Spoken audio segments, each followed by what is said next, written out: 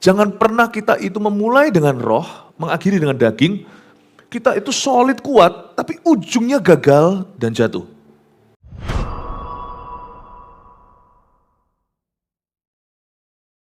Amin, puji Tuhan, selamat pagi. Shalom, shalom, bisa sampaikan shalom satu sama lainnya. Silakan duduk, senang bisa kembali home sweet home di GMS Surabaya Timur. Apa kabar semua? Puji Tuhan, baik ya semua ya.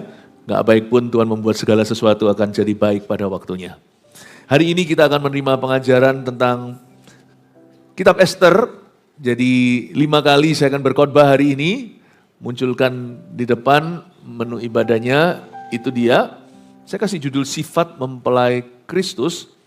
Kita akan masuk dalam Bible Study, Bible Story. Ambil catatan, pasti ada rema-rema dan nubuatan yang Allah taruh di dalam kehidupan Anda.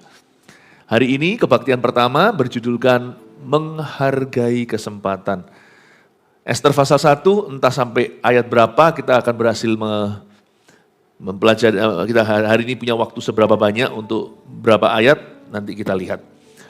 Mari kita sama-sama membuka kitab Ester, pasal yang pertama. Ini cerita tentang seorang ratu dibuang, dan ratu itu digantikan oleh seorang ratu yang lain keturunan Yahudi, namanya Hadassah atau Ester. Kata Ester ini, nama Ester ini bagus. Siapa tahu di sini ada yang bernama Ester, Bu Ester ada. Oh ada Ester juga, ada beberapa lagi ya. Ada Bu Ester di sana. Wah, kita ada ratu-ratu di dalam ruangan ini ya. Ester ini seorang ratu keturunan Yahudi yang tidak diketahui identitasnya sampai nanti ketika dibutuhkan. Makanya kita jadi orang Kristen itu harus berani menampilkan diri pada waktunya ketika iman dipertaruhkan.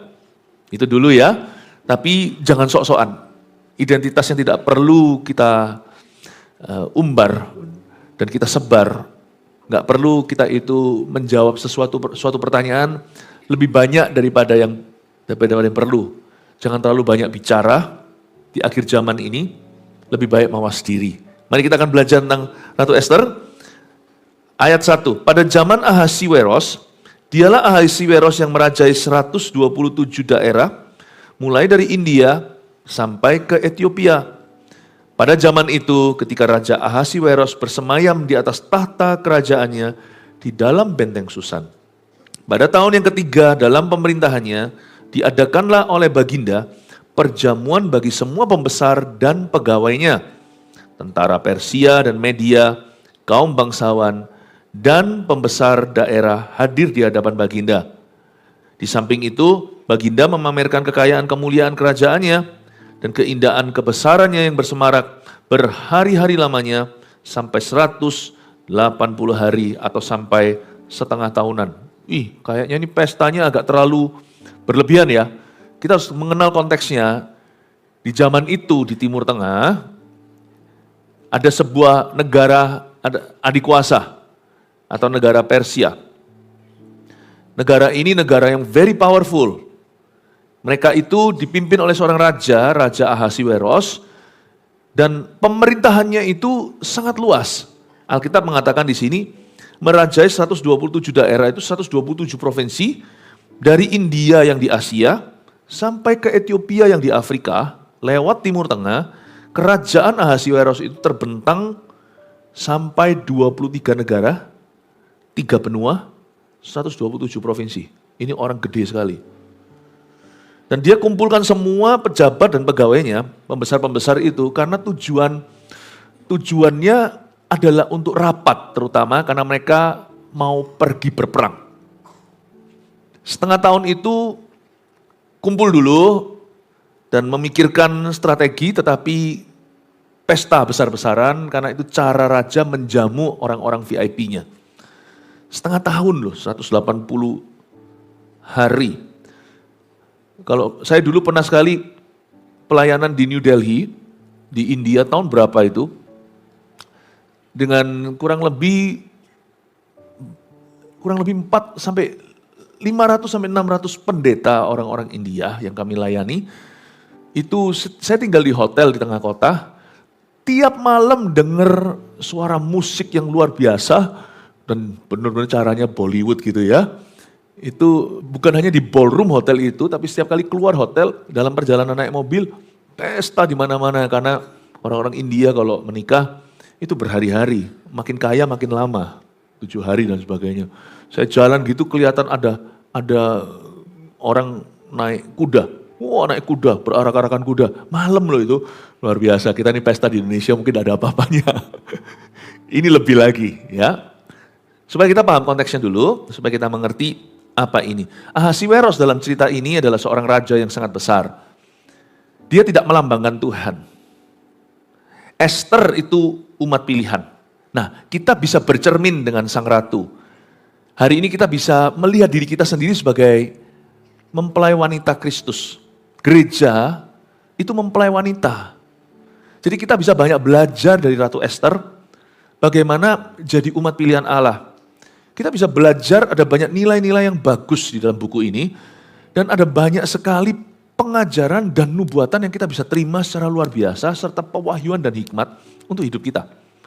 Sayang sekali kalau kita baca itu hanya buku-buku tertentu yang sudah klise atau klasik di Alkitab, tapi buku-buku yang lainnya kita hindari karena kita kurang mengerti. Nah, oleh karena itu biarkan gembala atau pengajar atau guru yang akan memberikan penerangan supaya kita bisa melihat dalam cerita ini bagaimana relevan dalam kehidupan kita. Ahasiweros ini suaminya Esther. Dia seorang raja besar tadi. Orang ini seperti kita, orang berdosa. Meskipun dia raja yang sangat berkuasa.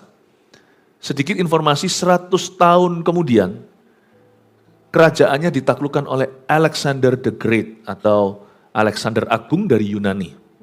Jadi Anda tahu ini semua sejarah Esther. Dan kita bisa belajar apa dari pasal pertama? Bahwa kesempatan itu tidak selalu datang 2 kali. Dan kalau kita sudah jadi, jangan sampai kita lengah. Kalau ada di antara kita yang sudah menjadi juara, misalnya juara di kelas nih kalau anak-anak muda, anak kecil, ingat bahwa semester depan, Anda mungkin akan dilengsarkan dari juara 1. Kalau Anda sudah ada di depan, melaju, jangan melongo. Dan jangan pernah kita itu sok-sokan karena tidak ada titik aman. Selama kita hidup di dunia ini, tidak ada satupun di antara kita yang tidak tergantikan.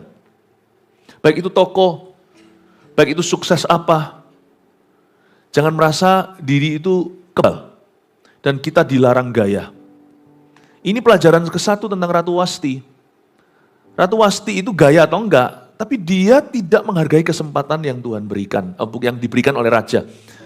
Raja aja, ini orang berdosa kayak kita aja, dia toh akan mati, bisa memberi dan menarik kesempatan, apalagi Tuhan.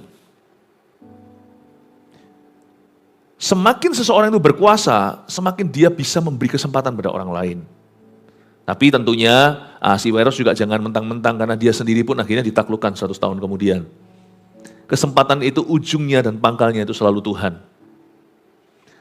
Mari kita pikirkan tahun 2025 mumpung belum terlalu maju, kita masih di bulan Maret, sebagian besar masih ada di belakang, masih ada di depan kita.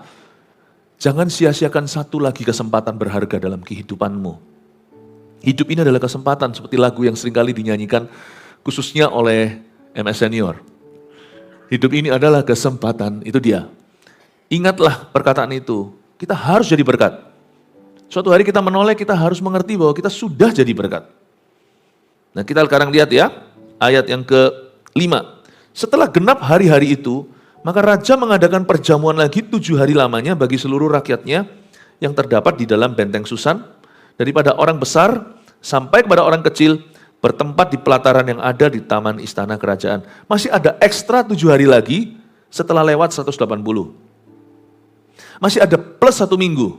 Nah disinilah terjadi sesuatu. Kesempatan yang tidak akan dikembalikan kepada Wasti, ratu yang pertama. Hati-hati, kita itu bisa pesta pora 180, sisa anggurnya masam semua. Jangan pernah kita itu memulai dengan roh, mengakhiri dengan daging. Kita itu solid kuat, tapi ujungnya gagal dan jatuh. Jangan pernah kita itu berlari misalnya, maraton sudah sekian lama, tinggal sedikit di depan, lalu kita menoleh dan mengece, atau mengejek rival kita. Aku sudah mau menang, lalu tiba-tiba terjegal, dia jatuh, lalu dibalap. Sisa dikit itu jangan kita itu terlalu percaya diri.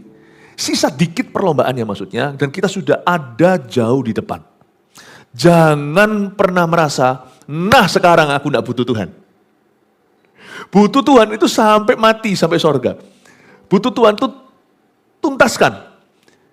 Orang Kristen itu harus totalitas. Kita itu hajar musuh kita, misalnya musuh kita adalah Rocky Balboa. Anda pernah nonton film itu film sih nggak masuk akal. Dipukuli, digebukin gitu, dia bangun lagi, kok enggak technical knockout, kok enggak TKO. Hajar lagi. Itu loh yang main Sylvester Stallone. Dipukuli, bangun lagi. Sampai ronde ke-10 atau ke berapa. Lawannya kira dia sudah menang nih. Dia sudah di atas angin sudah rasanya, udah kalah. Siapa pernah sangka, just one punch, satu pukulan dari si Rocky itu, boom, dia KO, tidak bangun lagi. Sebelum sungguh-sungguh bel berbunyi, ting, ting, ting, ting, ting, ting, dan sabuk juara di pinggangmu, belum waktunya untuk retire, belum waktunya untuk nyantai dulu. Hati-hati, seringkali kita kecolongan di 7 hari terakhir dari 187 hari. Makanya itu, memulai sesuatu itu berharga, mengakhiri sesuatu dengan baik dan benar itu lebih berharga. Jangan salah memulai. You must begin well, selalu harus start well. Saya ngomong dengan anak-anak muda yang pacaran, jangan pacarannya ngawur, supaya nanti permulaan pernikahan itu tidak bergumul, tidak berdosa, tapi bergembira karena Tuhan. Tetapi lebih baik daripada itu adalah kalau kita mengakhiri dengan benar. Ngapain kalau kita seolah-olah segala sesuatu sudah sempurna di depan, lalu ujungnya kita berubah setia. Ingatlah, ini peringatan dari 187 hari pesta. Semua fine-fine saja 180 hari. 7 hari atau minggu terakhirnya, something happened. Sesuatu terjadi. Jangan nyantai, coba katakan pada kanan kirinya, jangan nyantai sampai mati. Loh, kita boleh liburan, boleh. Kita boleh relax, boleh me time. Nyantai itu kondisi rohani, jangan nyantai. Holiday pun jangan cuti kerohanian. Jangan sampai kita kecolongan. Amin Bapak Ibu Saudara. Jangan sampai. Karena itu kita pelajari hari ini dari cerita Esther untuk kita itu waspada. Katakan waspada. Katakan berjaga-jaga. Ya, kita harus waspada dan berjaga-jaga sampai pada akhirnya. Kita lihat di ayat 6, di situ tirai-mirai daripada kain lenan, mori halus dan kain ungu tua yang terikat dengan tali lenan halus dan ungu muda bergantung pada tombol-tombol perak di tiang-tiang marmer putih, sedang katil emas dan perak ditempatkan di atas lantai pualam, marmer putih, gewang dan pelinggam. Minuman dihidangkan dalam piala emas yang beraneka warna, dan anggurnya ialah anggur minuman raja yang berlimpah-limpah, sebagaimana layak bagi raja. Adapun aturan minum ialah tiada dengan paksa, karena beginilah diisyaratkan raja kepada semua bentara dalam, supaya mereka berbuat menurut keinginan tiap-tiap orang. Free flow, mau minum apa aja. Mereka bergelimpangan dalam kemewahan. Kita tidak usah renungkan ungu tua, lenan halus, tombol perak, tiang marmer, segalanya itu. Kecuali kalau Anda insinyur mungkin, kalau Anda desainer mungkin, kalau Anda pikirkan, wah itu benar-benar kemewahan. Bahkan orang-orang kaya pun, yang bergelimpang harta pun mesti hati-hati dan waspada. Hidup ini adalah kesempatan. You never know. You may seem to have everything. Mungkin Anda ada yang merasa punya segala sesuatu. Percayalah, kadang-kadang hanya satu hal aja yang tak kau miliki, itu yang bisa mematikanmu. Kita mungkin punya segala-galanya, cuma ada satu hal aja yang kita tidak punya. Itu mungkin bisa mematikan Anda. Makanya itu bergantunglah pada Tuhan yang punya segala-galanya. Dia sungguhan yang punya segala sesuatu. Kita punya segala sesuatu semua, everything. Cuma paru-paru kita sudah tidak bisa narik oksigen lagi. Udah itu aja, cuma satu aja. Daya tariknya, nggak bisa. That's it. Lucu ya? Hidup ini tidak menentu. Saya nggak ngomong ini untuk membuat kita pesimis. Saya ngomong begini untuk membuat kita semakin bersandar dan bersyukur pada Tuhan. Dan jangan kita itu kalau tidak punya segala-galanya itu jangan iri dengan mereka yang punya lebih. Kalau mereka memperolehnya dengan cara yang halal, bahagialah untuk mereka, jangan picik hati. Berkati orang dalam suksesnya, berkata terima kasih Tuhan, orang itu sukses. Aku turut bahagia, sungguhan loh ya, tidak lip service. Sungguhan happy untuk orang lain. Jangan mencibir sukses orang. Tapi ya nggak usah minder.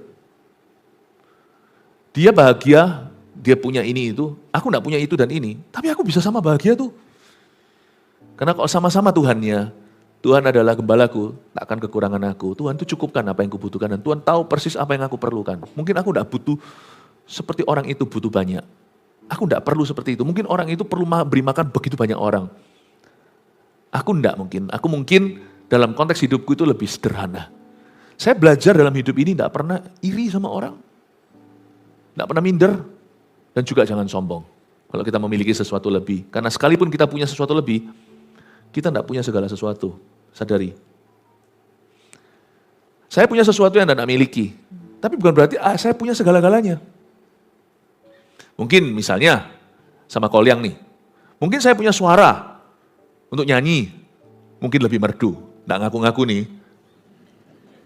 Tapi saya tidak punya segala sesuatu. Tapi mungkin kalau suruh nari, saya paling parah kalau suruh nari. Gak bisa juga ya Kolyang ya. Tapi Kolyang pasti punya sesuatu, kelebihan Kolyang. Kolyang itu kalau sama orang ya, nggak tahu gimana kalau saya lihat ya, sama hubungan dengan masyarakat, segala, kok bisa ya? Kok bisa saya itu introvert? Kolyang itu bisa sama orang itu bisa luas, supel sama semua orang itu. Kalau ini menurut saya ya, pandangan saya. Punya sesuatu yang saya nggak punya. Nggak ada orang itu punya segala-galanya itu, nggak ada. Hanya Tuhan yang punya segala sesuatu. Karena itu kita kalau punya sesuatu, persembahkan untuk kemuliaannya dan untuk bangun manusia. Amin Bapak Ibu Saudara. Belajar itu tidak sombong. Belajar itu tidak minder. Jangan sampai kita dihakimi oleh sesuatu, oleh seseorang, karena sesuatu yang orang itu punya, kita nggak punya. Loh, kamu jangan tarik aku ke gamemu, ya aku game over lah. Tapi kalau kamu ku tarik ke gameku, kamu yang game over. Misalnya orang punya segala sesuatu. Contohnya, dia punya gedung di seluruh dunia. Di New York ada. Di mana-mana. Wah terbang ke sana sini. Mungkin dibanding dengan orang itu kita kalah. Kalah secara harta. Pencapaian bisnis juga misalnya. Ya, mungkin kalau bicara tentang kartu frequent flyer-nya itu sudah bukan hanya gold, bukan hanya emas, tapi platinum. Wah misalnya. Naik ke pesawat itu sudah kayak naik angkot gitu. Angkutan kota.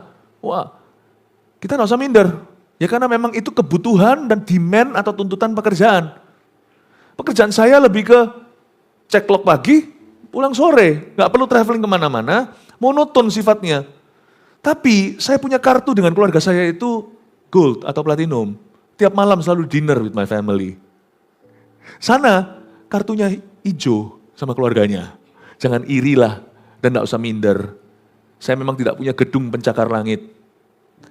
Tapi saya punya waktu dengan keluarga saya jauh lebih penuh. Kita punya masing-masing. Sedangkan orang seperti itu harus cari waktu. Kita punya waktu. Karena pekerjaan kita lebih terprediksi misalnya. Puji Tuhan, tidak usah minder. Dia punya apa? Tidak usah lihat kartunya. Wah kok beda kelasnya. Kartuku dengan keluargaku. Kelasnya lebih tinggi dari kartumu. Sana ketemu keluarganya itu harus ngos-ngosan. Cari kesempatan. Saya tiap hari bisa makan dengan family saya. Bersyukurlah untuk sesuatu yang kau punya. Saya nggak pernah terintimidasi dengan kelebihan orang lain. Saya syukuri kelebihan mereka. Tapi saya syukuri juga kelebihan saya. Amin Bapak Ibu Saudara. Jadi orang itu gitu aja. Nyantai aja. Ya, tapi kalau secara kerohanian jangan kau nyantai. Secara tujuan jangan nyantai. Secara kewaspadaan untuk menjaga hati. Karena dari situ mengalir kehidupan, jangan kau santai. Karena setan itu selalu punya satu tujuan dalam hidupmu. Colong sesuatu, mencuri sesuatu. Dan dia kalau tidak bisa mencuri di awal, dia tunggu sampai nanti seminggu terakhirmu dia akan curi di situ. Be careful. Careful ya. Kita lihat sekarang ayat yang keberapa? Ayat ke-9. Juga Wasti sang ratu mengadakan perjamuan bagi semua perempuan di dalam istana Raja Ahasiweros. Pada hari yang ke-7 ketika raja riang gembira hatinya karena minum anggur, bertitahlah Baginda kepada Mehuman, Bista, Harbona, Bikta, Abakta, Setar, dan Karkas, yakni ke-7 sida-sida yang bertugas di hadapan Raja Ahasiweros, supaya mereka membawa Wasti sang ratu dengan memakai mahkota kerajaan, menghadap raja untuk memperlihatkan kecantikannya kepada sekalian rakyat dan pembesar-pembesar, karena sang ratu sangat elok rupanya, tetapi Ratu Wasti menolak untuk menghadap menurut titah raja yang disampaikan oleh sida-sida itu, sehingga sangat geramlah raja dan berapi-apilah murkanya. Di sini ada dua versi, begini ceritanya. Waktu minggu terakhir itu, raja lagi happy, karena dia bangga sama istrinya, karena istrinya itu cantik bukan main. Dia panggil sang ratu untuk datang ke istana Raja Ahasiweros. Maksudnya apa? Mereka nggak tinggal satu kamar. Enggak, kalau raja zaman dulu, raja punya istana kerajaan, ratu punya istana keratuan. Jadi raja panggil ratunya, sini, suruh pakai mahkota kerajaan. Raja suruh pesuruhnya itu sida-sida. Ya. Lalu ratu disuruh pakai mahkota datang untuk menjamu tamu. Kan raja kepingin toh, maksudnya istrinya dari sebelahnya untuk bisa menjamu tamunya. Dia dengan bangga kan memperkenalkan, ini loh, Bu Ahasiweros. Wah gitu ya. Jadi dia kepingin gitu ya, untuk menunjukkan bangga kan, selain itu dia pasti merasa komplit kalau ada istrinya. Tapi Ratu Wasti menolak. Entah karena apa, tapi ayat 9, Wasti punya gawe sendiri, punya urusan sendiri. Ratu Wasti, sang ratu mengadakan perjamuan bagi semua perempuan di dalam istana Raja Ahasiweros. Ada dua versi. Versi pertama membela Ratu Wasti. Versi pertama itu gini loh, raja itu kan lagi riang gembira karena minum anggur. Jadi raja ini semi mabuk. Wasti disuruh dipanggil itu untuk ditunjukkan kayak barang aja, seperti benda, seperti sebuah objek. Dia sebagai seorang perempuan yang bermartabat, dia menolak suaminya. Enak aja, lu kira gua barang, tonton sama orang, gitu ya. Nggak yang aneh-aneh sih, nggak mungkin lah raja itu izinkan istrinya itu dizolimi, kan nggak mungkin. Seorang laki-laki itu, dia bisa baik hati, tapi sekali istrinya dijamah, dia bisa jadi macan. Dia bisa jadi singa. Ya. Jadi apalagi dia rasa ini kebanggaan. Dia merasa bahwa istrinya adalah kebanggaannya, private propertinya gitulah. Itu nggak akan ada ampunnya itu. Kalau sampai siapa-siapa memandang istrinya dengan cara yang tidak baik, pasti ini raja yang sangat berkuasa akan habisi itu nyawa pembesarnya. Pasti. Jadi menurut saya sih tidak ada suatu ketidaksenonohan yang ditawarkan. Tapi paling tidak Wasti tersinggung. Lu kira gua barang? Aku objek apa? Atau mungkin hanya karena dia sibuk? Tunggu dulu dong. Aku di sini juga ada urusan. Nggak tahu ya. Tapi kalau dari sisi Raja Ahasiwerosnya, cukup lumrah. Cukup lumrah. Kalau orang itu ingin ditemani sama istrinya, waktu ketemu sama tamunya. Bahkan kemungkinan besar ya, misalnya kalau ada di sini yang membuat business deal, kalau Anda seorang pengusaha, Anda mau ketemu dengan klien atau gimana, ada baiknya ya, ada hikmatnya. Kalau misalnya ketemu itu, ajak istrinya. Karena orang ketika melihat suami istri, itu lebih sungkan. Selain mau menggodamu juga mikir dua kali. Dan kalau mereka nggak benar bisnisnya, pakai cara-cara dunia, cara-cara yang nggak baik, mereka juga akan mikir gitu. Kalau ada suami istri datangnya. Tapi kalau laki dengan laki lebih berani. Dan jangan takut Anda kehilangan bisnisnya gitu. Kalau aku bawa istriku, bisnisnya batal. Karena dia maunya sesama pria, bahkan ada agenda-agenda rahasia di baliknya. Apalah misalnya ditawari ini, ditawari itu, kan di dunia bisnis biasa itu, di dunia yang begitu berlumuran dosa. Hal itu sudah terdengar, cerita-cerita gini itu sudah nggak baru. Kalau sampai Anda kehilangan bisnis, karena rekan kerja Anda melihat Anda sebagai seorang family man, atau seorang pria yang komitmen sama keluarganya, bisnis seperti itu nggak usah Anda kerjakan. Beritahu sama dirimu sendiri yang gini, nggak cuan nggak apa-apa. Aku tidak perlu do business with everyone. Do not destroy your soul for profits. Ada bisnis tertentu kalau Anda mau kompromi aja sebagai laki-laki. Ya, kliennya datang gini, aku kasih servis ini itu. Mungkin bisa dapat keuntungan. Tapi ngapain kita itu menghancurkan jiwa kita? Senada dengan orang-orang begini akan membawa roh kita itu melorot ke bawah, jiwa kita itu hancur di hadapan Bapa. Bukan karena pertobatan, hancur karena dosa. Tapi saran saya memang ada hikmatnya. Kalau kita itu mau membuat bisnis deal itu, kalau ada pasangannya ikut, sekalipun pasangannya bukan, istrinya itu bukan, enggak ngerti tentang bisnisnya, biasanya ya, orang jauh lebih sungkan. Bisnis deal itu lebih mapan. Jadi saya ngerti lumrahnya seorang laki-laki ingin istrinya ada di sebelah situ. Misalnya kalau kita ada satu function, ada satu pertemuan, ketemu sama orang-orang besar, atau ketemu sama tamu-tamu. Beda loh kalau disambut dengan lakinya doang. Oke, selamat datang. Dengan kalau istrinya ada di sana itu, oh ibu, pasti beda. Seorang pejabat datang sendiri, pejabat datang dengan istrinya, suami istri datang, itu pasti juga akan beda. Hawanya langsung beda. Kalau Adam aja yang datang tanpa Hawa, hawanya beda. Paham maksud saya? Dahulu pada waktu saya sempat untuk di dalam dunia marketplace, waktu sebelum saya lepaskan semuanya at the peak of my career, dengan cepat Tuhan bawa naik ke atas, tapi di atas, di puncaknya zaman itu, di season, di musim hidupku, itu saya lepaskan semuanya untuk melayani, untuk memberitakan Injil. Saya masih ingat kok saya buat komitmen, every business deal yang saya buat, baik itu dengan rekan-rekan, baik dengan orang Hong Kong, maupun dengan pebisnis dari Brunei Darussalam, pebisnis dari Singapura, waktu saya ketemu dengan mereka, I always come with my wife. If you don't like it, you don't want to do business with me because Anda tidak mau berbisnis dengan saya karena saya dengan istri saya datang, fine, thank you. Bukan gua nggak butuh, bukan karena kita nggak butuh penghidupan, bukan karena kita nggak perlu uang. No. Nggak semua uang saya cari kok. Kalau Anda tidak bisa menerima saya family man, that I love my wife, I love my family, fine, thank you, no thanks. Semua business partner itu semuanya yang bahasa Surabaya yang genah semua. Kerjasama dengan kami. Yang gitu-gitu, yang mau pakai cara gitu-gitu, apa segalanya. Semuanya langsung menyingkir dengan sendiri. Namanya eliminasi alami. Jangan takut tampilkan istrimu. Bukan untuk show kok.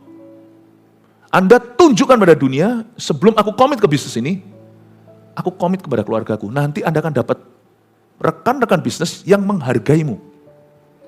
Bahkan ada juga yang akan kerjasama dengan Anda karena berkata begini, kalau dia aja sama keluarga gini, aku bisa percaya berbisnis dengan orang ini. Berarti orang ini mau nakal, mau rusak, mau curang, kemungkinannya kecil kalau saya lihat family life-nya.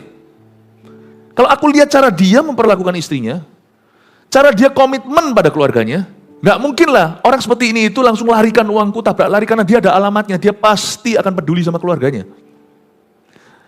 Orang yang waras, yang bisnisnya mau profesional, orang yang benar, nggak tentu orang Kristen ya, tapi orang yang mau berbisnis sifatnya langgeng untuk waktu yang lama, pasti saya mau tahu keluarganya. Kalau saya sih begitu. Saya nggak perlu tahu karena ini bukan pelayanan, karena ini adalah urusan profesional, tapi saya mau a glimpse atau saya mau mengintip sedikit kehidupan privatnya. Baru saya bisa percaya nanti sebelum teken apa-apa sama orang itu. Oke, nanti kapan kita makan malam, nggak tentu harus ada di office atau di ruang rapat. Kita bisa makan malam misalnya, ketemu dengan rekan bisnis yang akan segera kerjasama, saya akan undang keluarganya secara sengaja, karena saya mau lihat orang ini kayak apa. Nah kalau dia datang dengan gandengan, ternyata itu istri mudanya, saya mikir 2 kali, kalau sama istrinya dia bisa khianati, sama aku, bisnis partner yang baru, pasti dikhianati cepat lambat. Bodoh apa aku? Paham maksud saya cara berpikir ini? Kalau ke sana bisa khianati nyonyanya, istrinya yang sudah menikah 25 tahun sama dia. 20 tahun, 40 tahun bahkan. 15 tahun aja. Waduh, aku sama dia nggak bisa lihat jauh. Kayaknya nih 7 tahun setelah langgeng, kerja sama kita, lancar 5 tahun, cepat lambat orang ini pasti akan khianati saya. Saya kalau mau kerja sama orang untuk waktu yang lama, saya akan undang keluarganya. Saya kasih satu trik aja. Anda mau dapatkan pegawai yang gimana? Sekali-kali, gak apa-apa daripada nanti ditipu di tengah-tengah. Pegawai pun bisa menimbulkan kerusakan hebat loh dalam company perusahaan. Undang aja keluarganya. Makan sekali keluar gitu, gak apa-apa lah, anggaplah itu sebagai investasi untuk kau tidak ditipu. Tak undang sama saya mau lihat. Kalau ini orang tukang selingkuh, waduh ini nanti akan tukang tilap nanti di dalam kantorku.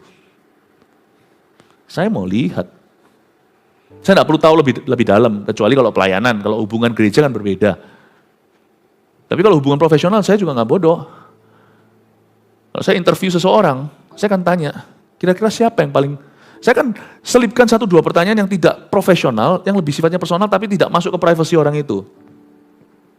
Kalau saya jadi seorang interviewer ya, saya akan tanya dia, siapa yang nasihat siapa yang paling kau dengarkan dalam hidup ini? Waduh kaget dia, ini apa hubungannya sama profesiku? Gini loh, ada apa-apa tuh saya tahu nanti siapa yang bisa ingat memperingatkan dia atau menegur dia. Saya tanya siapa kira-kira? Saya mau tahu siapa kira-kira. Bagaimana hubungan Anda dengan keluarga Anda? Jelaskan secara singkat. Loh Pak, apa hubungannya? Mungkin dalam hati, apa hubungannya dengan pekerjaan? Oh, you enggak tahu. Sistem boleh bagus. Tapi kalau yang jalankan sistemnya itu nanti adalah orang yang berhati busuk. Aku repot. Karena masalah dunia ini bukan masalah ekonomi atau politik. Masalah busuk hati. Segala sesuatu dimulai dari sini salahnya. Lalu salah kaprah. Belepotan semua. So I'm not stupid. Saya orang Kristen, saya tahu apa itu hati. Saya nggak akan tanya melulu ke hati karena ini pekerjaan atau profesi. Saya akan tanya, mungkin pertanyaan terakhir. Describe shortly dengan cara singkat. Tolong jelaskan ke saya yang menginterview Anda, hubungan Anda dengan keluarga itu seperti apa? Wah bingung dia pasti.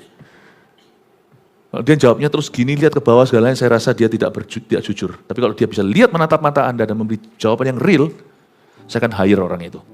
Kurang-kurangnya sana sini nggak apa-apa. Dengan yang satunya tadi itu lihai sekali, hebat. Tetapi tanda tanya abu-abu, ambigu, kalau ditanya pertanyaan yang sifatnya personal, saya akan pilih yang kurang smart, tapi yang lumayan. Jangan sampai yang sama sekali nggak bisa. Lah saya dalam dunia bisnis misalnya bukan mau jadi guru Saya nggak akan, kalau dalam pelayanan saya cari yang mentah, tak didik dari bawah. Tapi kalau mungkin dalam berbisnis beda rule of the game-nya. Saya akan tanya, dan saya akan ambil yang seolah-olah kurang smart, saya akan tambahkan karena saya tahu orang itu sudah punya karakter yang baik, saya akan tambahkan kelebihan-kelebihannya. Saya mendingan training orang ini ekstra berapa bulan, daripada nanti saya akan mengelus dada saya ekstra berapa tahun karena orang itu. Paham maksud saya Bapak Ibu? Sekarang dari sisi seorang laki-laki kita mengerti kenapa dia bawa. Ini dialah sedang kumpul dengan semua pegawai pejabat pembesarnya sebelum perang. Dia mau nyonyanya ada di situ kan menurut saya, bukan saya bela si Weros, saya juga mengerti dari sisi wanita. Tapi menurut saya sih masih cengli saja. Sekalipun dia lagi minum dan bergembira karena anggur, tapi saya rasa dia tetap punya hak sebagai suami untuk meminta istrinya dampingi. Nggak mau Ratu Wasti nggak mau. Mungkin ada gerakan feminis dari dulu. No. Ya. Saya nggak tahu kenapa dia nggak mau, tetapi intinya saya pelajari sesuatu. Gini ya Bapak Ibu. Setiap kali kita diberi kesempatan, ambil kesempatan itu. Buktinya, nanti ratu penggantinya namanya Esther. Tidak dipanggil, tidak diminta, memberanikan diri masuk ke hadirat raja. Meskipun tentunya kita tahu untuk menyelamatkan bangsanya itu motivasinya. Tapi ternyata, kalau kita itu mau dekat aja di welcome kok. Ini dipanggil nggak mau datang, Ratu Wasti. Esther nggak dipanggil datang. Berarti gini Bapak Ibu Saudara, kenapa yang satu dilengserkan satu jadi? Karena yang satu serius ingin jadi ratu, yang satu, aku kan sudah jadi ratu, udah aman. Menganggap kesempatan itu murahan. Orang yang punya 1 talenta dengan 5 talenta, kenapa yang satu itu diambil daripadanya? Dikasih ke yang punya 5 talenta. Karena yang 5 talenta serius mengerjakannya, waktu tuannya kembali, dikembalikan jadi 10 talenta. Bukan soal sedikit banyaknya, tetapi ini bahasa Inggrisnya. Tergantung who wants it more. Tergantung siapa yang lebih menginginkannya. Saya dulu waktu saya masih SD, ya, olahraganya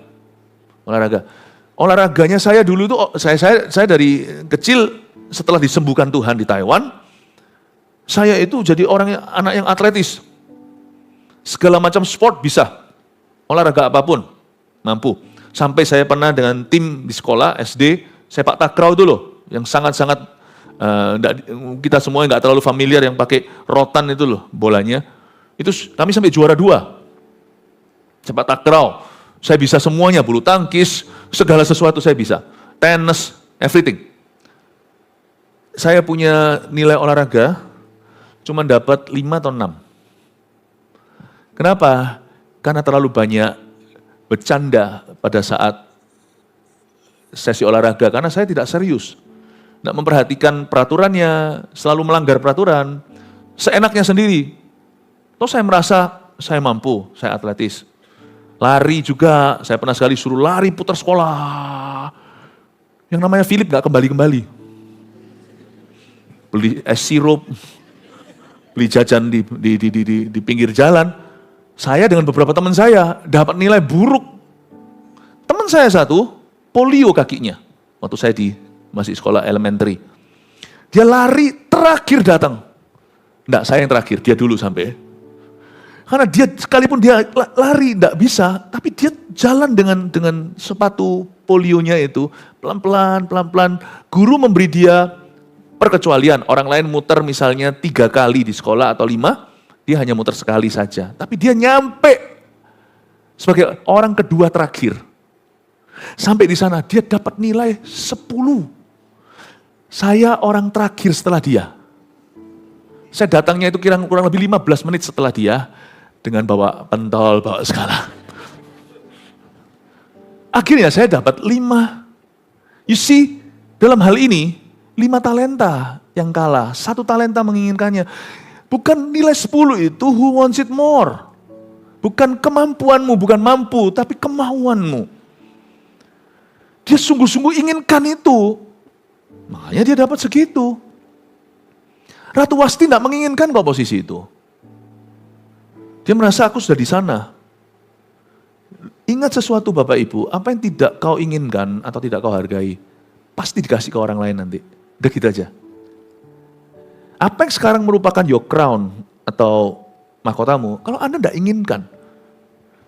Ada satu show, namanya Ellen apa itu, yang akhirnya Ellen DeGeneres. Ya, itu terkenal sekali. Tapi dia mulai abusive.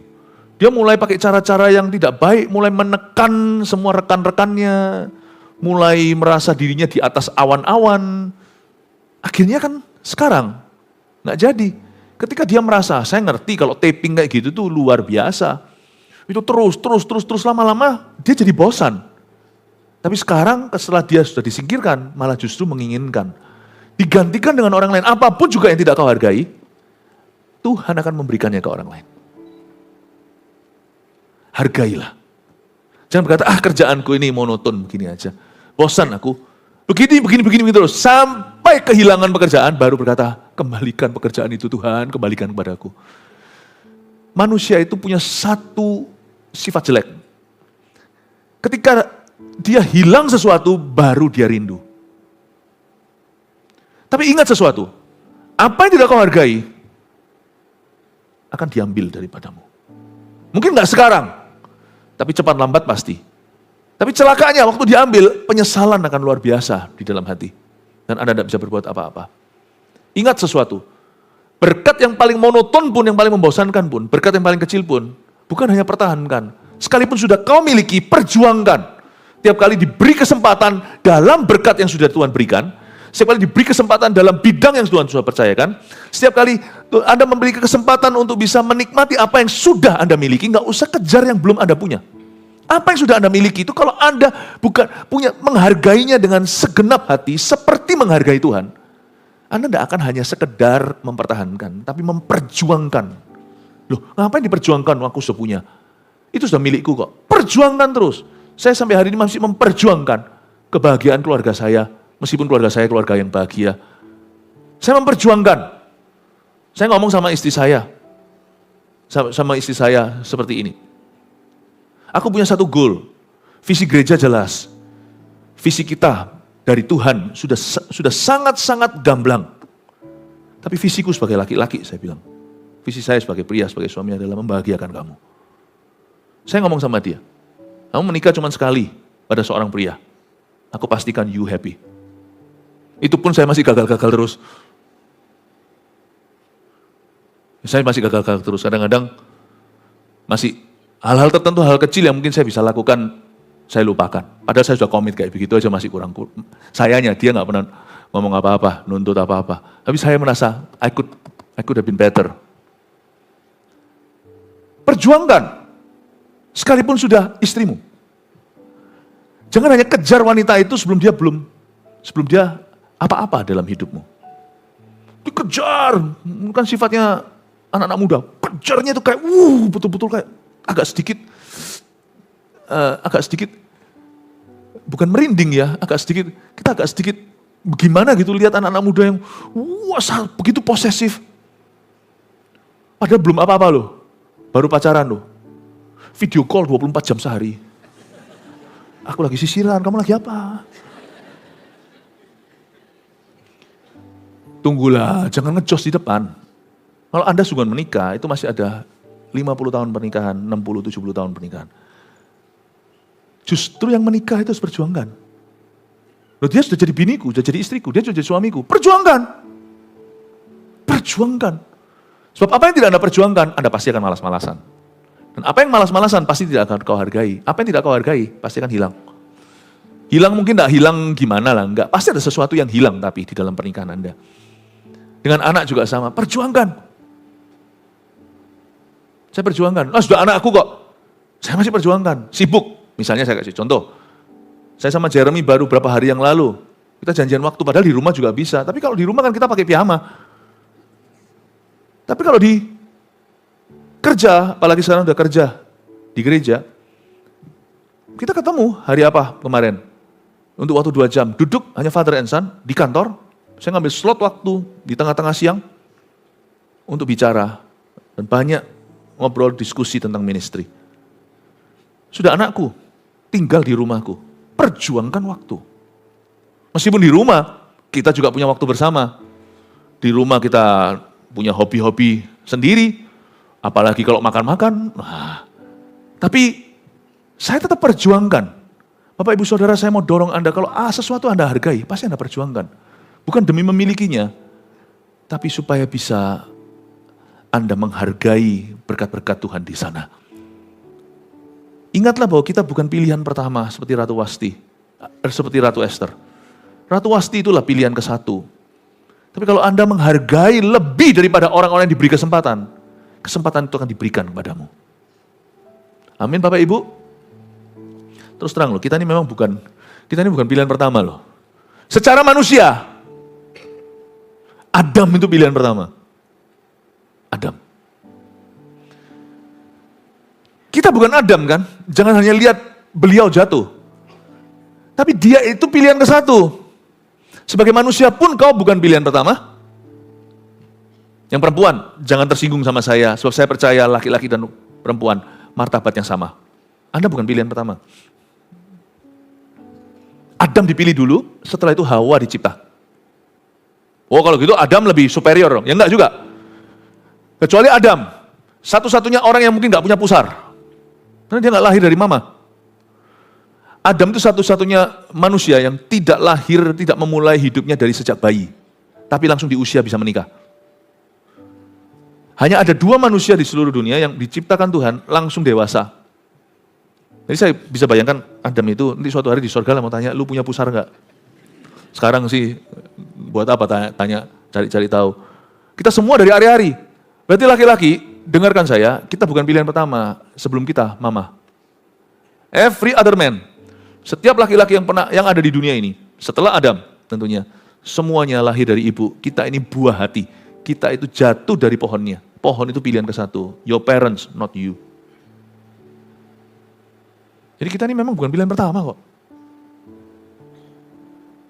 Lalu secara umat pilihan Allah, orang Kristen pun bukan pilihan pertama. Kristen itu kan di perjanjian baru mulai. Abraham itu loh pilihan ke satu. Secara ras saja kita bukan pilihan pertama loh. Orang-orang Yahudi dipilih sama Tuhan. Abram yang dipilih, bukan kita. Jadi hari ini kita dalam iman pada Tuhan. Ini pun bukan pilihan pertama. Kita ini digrafirkan, kita ini dicangkokkan. You bukan pilihan ke satu. Makanya itu ketika saya pertama kali kenal Tuhan Yesus, hati saya belum mengerti. Tapi saya seperti ada satu iri, cemburu ilahi. Rasanya, aduh, kenapa aku tidak lahir ya di zaman Elia? Kenapa aku tidak hidup saat itu ya waktu Yesus dengan murid-muridnya? Aku pun bukan murid Tuhan ke pertama, kalau dihitung, dijejer gitu, dibariskan. Mungkin kita ini murid Tuhan yang kesekian miliar. Oh Tuhan, aku ini bukan siapa-siapa. Makanya itu saya kejar Tuhan sungguh-sungguh. Saya berkata, pilihlah aku Tuhan. Choose me Lord. Doa saya sejak saya bertobat adalah use me mightily. Pakai aku secara luar biasa, entah caranya gimana, aku tidak tentukan. Tapi tolong make my life count, pastikan hidupku itu membuat perbedaan. Aku tidak mau menjadi satu orang manusia lagi yang pernah dicipta oleh Tuhan, lalu hidup sia-sia, mati, masuk tanah. Pakailah saya Tuhan, use me. Pakailah aku. Karena saya tahu saya bukan pilihan ke satu. Orang kalau merasa dirinya sudah jadi, dia bisa rasa aman. Tapi kalau kita selalu sadar dan mawas diri, bahwa kita bukan pilihan pertama, kita ini pilihan kedua, ketiga, sekian, Anda akan sungguh-sungguh. Berkat yang kau nikmati hari ini, itu sebenarnya saya curiga, itu Tuhan transferkan kepada Anda, karena ada orang sebelum itu yang layak mendapatkannya, tapi tidak mau. Saya curiga nih, tempat saya berdiri sekarang ini untuk berkhotbah, harusnya orang lain. Bukan bicara soal penjadwalan pembicara, tapi pengaruh dalam kehidupan jemaat. Dalam pengembalaan juga sebagai gembala, mungkin sebagai gembala sidang, mungkin bukan saya orang yang seharusnya. Tapi saya menginginkan dalam arti, Tuhan aku rindu untuk mengasihi jemaatmu. Tuhan berkata, ya sudah kamu aja. Ini aku, utuslah aku. Kata Yesaya. Coba bayangkan kalau Anda tahu bahwa tempat Anda sekarang dapat berkat itu mestinya bukan milikmu. Kalau Anda bisa lihat pasangan Anda, harusnya dia itu jadi sama itu, dia kerja. Tapi kenapa dia mau sama Anda? Kalau Anda merasa, kalau Anda ngomongnya, kalau kita ngomongnya sama pasangan kita, gua mau sama lu sudah hoki tahu. Oh. Jangan begitu. Kita harus merasa diri sebagai orang yang beruntung. Saling beruntung. Tapi kita sendiri, kita harus merasa diri kita paling beruntung. Harusnya ada orang lain mungkin yang bisa bahagiakan dia. Mungkin kalau dia jadi sama seseorang hari ini yang lain, bukan saya, pasti dia hidupnya lebih bahagia, lebih nyaman lah, lebih mapan. Hargai istrimu, berkata thank you. Kamu mau sama aku, menua yuk sama saya. Aku akan berusaha untuk membahagiakanmu. Istri juga sama, lihat, kalau dia itu jadi, diam-diam ya, jangan diutarakan, kalau diutarakan nanti gede kepala. Istrinya berkata, dia ini kalau jadi sama itu ya dulu teman, kan kita semua teman sekolah mungkin ya, SMA mungkin. Kalau dia jadi sama itu kan dia sempat, dia mau kejar aku ya, kalau dia jadi sama itu mungkin hari ini dia lebih berguna kali ya dalam profesinya, itu lebih pintar dari saya. Lebih ngerti tentang mengatur keuangan. Saya ini lebih ibu rumah tangga yang gak terlalu banyak menguasai bidang keuangan misalnya. Tapi dia mau sama aku dan dia masih datang meskipun dia bukanlah orang yang sempurna, dia selalu datang membawa roti ke keluarga kami, 5 roti 2 ikan, dan selalu cukup. Thank you ya. Dalam hati aja. Ya, jangan ngomong thank you kamu mau sama aku, lu jangan gitu. Perempuan jangan ngomong gitu, laki yang boleh ngomong gitu. I'm always lucky. Perempuan diam-diam aja. Honor your husband, hormati suamimu. Adore your husband, dalam bahasa Inggrisnya bukan hanya honor. Honor itu menghormati. Menghormati yang paling grade A, itu namanya adore. Memuja, bukan menyembah, nyembah hanya Tuhan. Memuja suamimu. Memuja ini bukan memuja berhala. Memuja suami Anda. Grade A-nya honoring, menghormati. Yang paling Paul, itu memuja. Honoring yang paling bawah, tidak ada respect, ya sudah terpaksa. Aku tetap honor karena posisi kalah. Sana orang tua. Mungkin orang tua jahat, tetap harus dihormati. Tapi yang paling Paul itu adore, kalau suami Anda baik, sekalipun bukan konglomerat. Mungkin kalau Anda bandingkan dengan suami orang, wah gini gitu, makanya itu hati-hati Anda bergaul dengan siapa. Jangan sampai arisan-arisan Anda itu berujung fatal. Lalu banding-bandingkan dengan orang, janganlah dibanding-bandingke, mesti kalah. Tapi orang lain, mungkin punya sesuatu yang disembunyikan. Anda tidak tahu pedihnya mereka. Tapi suami Anda tidak pernah membuat pedih. Dia selalu berusaha jadi suami yang baik, memberikan penghidupan keluarganya. Dia berusaha. Itu lap, tolong dihapus keringatnya ketika dia pulang. Thank you, terima kasih. Papa sudah berusaha dan kerja. Ayo anak-anak, ayo papa sudah datang semua, taruh HP-nya. Ayo makan sama-sama, taruh HP-nya. Ajari anak-anak itu hormati papanya. Taruh HP-nya, taruh semuanya. Ayo kita makan sama-sama, ngobrol sama papa, cerita sama papa. Apa? Jadi penengah, honor, adore. Anda akan lihat nanti ya, sesuatu yang missing dalam keluargamu akan dikembalikan sama Tuhan. Anak-anak juga sama. Hargai orang tuamu, hormati. Amin Bapak Ibu. Saya tadi katakan bahwa mungkin posisi saya sekarang berada di depan sini itu harusnya milik orang. Tapi Tuhan berikan kepada kami. Oleh karena itu saya tidak pernah buat perbedaan. Saya mau khotbah di depan 10.000 orang, 1.000 orang, 100 orang, 10 orang, atau 1 orang. I am the same man. Komitmenku tetap 100%. Saya ajari pada diri saya sendiri bahwa hari ini, tempat di mana saya berdiri ini, bukan milik saya. Itu kepercayaan, dan kalau Tuhan percayakan kepada saya akan senantiasa perjuangkan. Bagi saya tidak ada kebaktian pagi, kebaktian siang, kebaktian malam. Makanya itu kalau Anda datang ke gereja, masih ngantuk, itu urusan Anda. Selesaikan ngantukmu. Datang ke sini langsung, saya langsung cekokin Anda dengan sejarah, dengan remah, dengan nubuatan, dengan protein rohani. Saya tidak peduli mau jam berapa. Saya bangun tadi jam 4, saya sudah siap hatinya. Saya berkata, let's go. Tidak ada kebaktian pertama atau terakhir dalam hidupku. Setiap kebaktian selalu menjadi kemungkinan, selalu mungkin menjadi kebaktian terakhir dalam hidupku. Saya selalu memberi yang terbaik. 3 poin sini, tolong catat apa yang kita bisa pelajari dari Esther pasal pertama. Menghargai kesempatan. 1, kita bukan pilihan pertama dalam segala sesuatu. Camkan dulu.